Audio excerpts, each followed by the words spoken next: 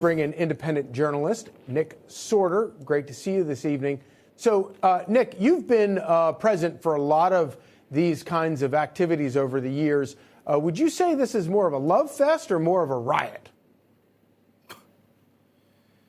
It's been a riot since day one, Charlie. I mean, out here, they've been trying to cover it up. The legacy media in particular, they don't want to show what's actually going on out here. I have to do this live shot from several blocks away. You can see the police lights in the distance, but I can't go over there anymore because I will be attacked, even with police lights over there. That is not a protest. My presence as an independent journalist there does not make me an agitator, but they don't like the fact that we're over there inside of it with our cameras recording what is actually going on and exposing this as a riot. Waltz and Fry have not been able to cover this up, and we're not going to let them. So, you know, we showed a clip of you getting your camera stolen from you, but there's another part of that we didn't get to show that I think is a pretty galling moment, and that is where after you speak to the police, you call the police come. What did the police tell you?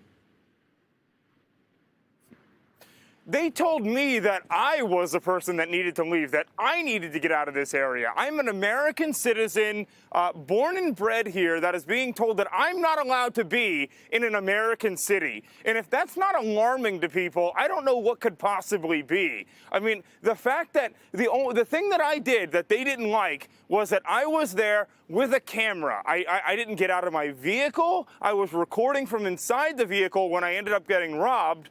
But according to the police out there, you know, a felony robbery is not enough for them to go after the perpetrator. I'm the one that had to end up leaving the area. And that's a quote. They said, you need to leave.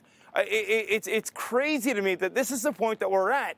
We're on our own out here, and we have to take our cities back. We cannot allow no-go zones to be set up in otherwise, you know, beautiful states like this. And Tim Walz and Mayor Fry are willing to do it just to buy political points from the Somalis. I'm sitting there in the street. They come up to my car and tell me, you have to leave, you have to leave. Security guards for the building coming into the street, blocking my vehicle and telling me that it's illegal for me to film on a street.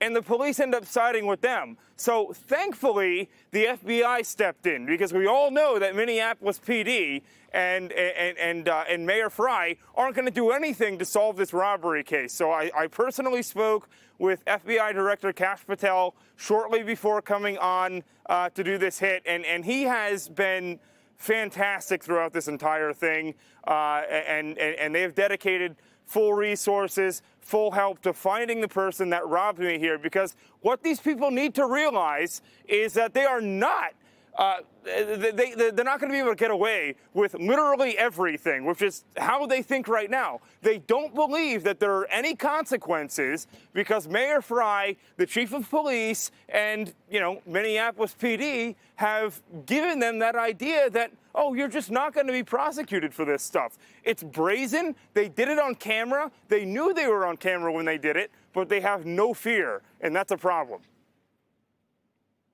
And what's also, I would say, even more alarming is the fact that you actually had the police officers on camera telling you, the victim of a crime, that it was your fault and you needed to be the one that leaves. Nick Sortor, thank you for being out on the ground there for us and trying your best to report the truth as you see it. Thank you for joining us.